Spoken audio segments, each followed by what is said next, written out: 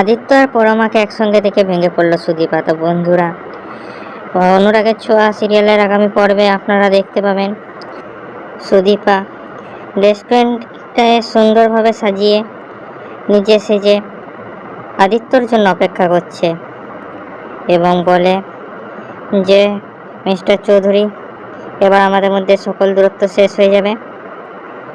যেখানে সুদীপা আদিত্যকে নিজের মনের কথা বলার জন্য এইসব প্ল্যান করেছিল, কিন্তু আদিত্য সময়ের মধ্যে সেখানে পৌঁছচ্ছে না দেখে সুদীপা ভাবে যে আদিত্য নিশ্চয়ই কোনো বিপদে ফেসেছে। যখন সুদীপা চৌধুরী বাড়িতে পৌঁছে আদিত্যর খোঁজে, তখন দেখতে পায় আদিত্য কোলে করে পরমাকে নিয়ে রুমের মধ্যে ঢুকেছে এবং দরজাটা বন্ধ করে দিল, যেটা দেখে সুদীপা ভেঙে পড়ে এবং কান্নায় ভেঙে পড়ে। যেখানে সুদীপা বলে যে মিস্টার চৌধুরী, আপনি আর পরমা আমাকে এত বড় প্রতারণা দিলেন। তো কী লাগছে বন্ধুরা?